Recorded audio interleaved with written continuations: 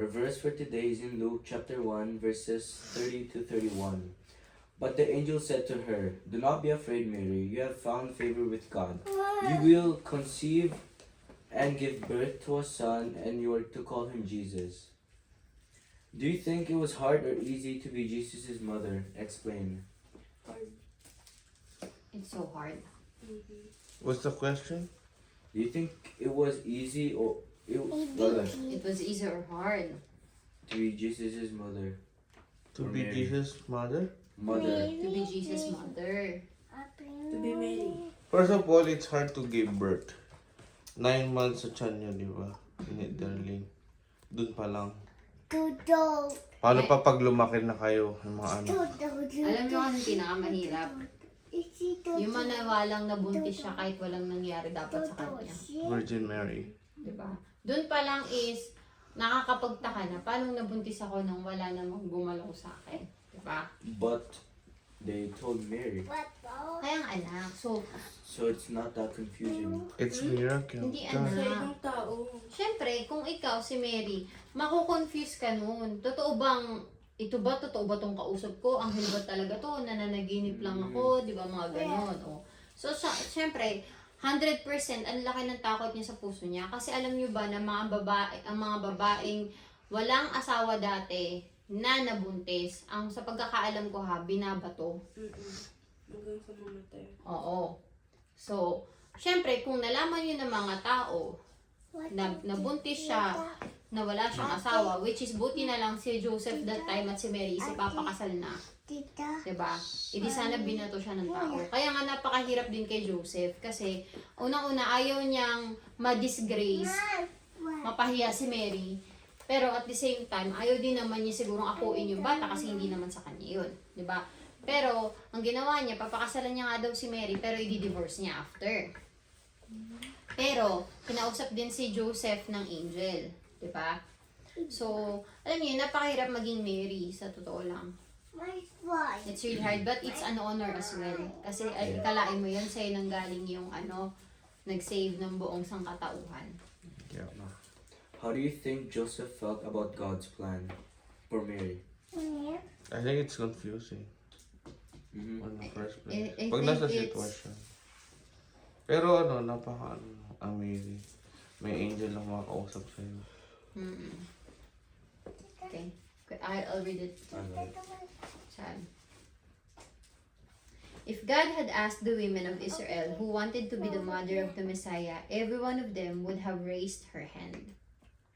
If they had known what that privilege would actually involve, becoming pregnant before marriage, enduring terrible gossip, watching helplessly as their son was mocked, ridiculed, tortured, and crucified, those hands would have come down in hurry. Mary certainly didn't volunteer for the job, and she was stunned to discover she'd been selected for such an important role. She handled the extraordinary situation with grace and humility. She asked one question to help her understand God's plan, then agreed to it immediately. Yun yung guys, make it a ball. How about it? Ako na ano. God has a plan for each of us. Ours may be not as earth-shattering as Mary's. Ours may not be miraculous. Ours may not be announced by an angel. But God's plan for us is important. And someone somewhere may be counting on us to be faithful to it. Mary didn't completely understand what God was going to accomplish through her, but she obeyed. She trusted God and gave Him her life to do with as He pleased. What could God do with us if we gave Him our lives? Ang tanong dun, what could God do with us if we gave Him our lives? Ako, Put us in the right direction. Right path. Ako naman, lagi ako naniniwala, maganda o hindi maganda man ang nangyayari sa buhay ko, sa buhay natin. Siyempre may mga pagkakataon na meron din naman tayong pinagdadaan ng hindi maganda, di ba? sa mga pagkakataong ganun, lagi akong naniniwala at lagi ko namang sinasabi sa kanya na Lord, I entrust you my life. I know na hindi mo kami pababayaan. I know na hindi mo kami hahayaang malugmok, 'di ba? Sabi nga, 'di ba?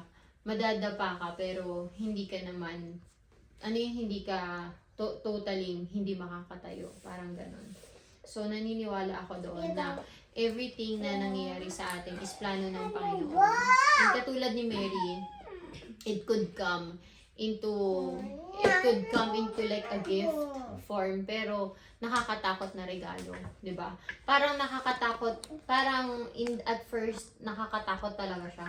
Ganun din naman tayo, 'di ba? May mga nangyayari sa atin na nakakatakot to the point na hindi kasi natin handle yung sitwasyon, to the point na hindi kasi natin hawak kung ano yung mangyayari in the future.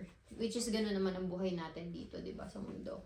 Pero as long as we know na si Lord ang pinagbigyan natin ng buhay natin, as long as we know na siya ang bahala sa buhay natin, alam natin na magiging maayos ang lahat.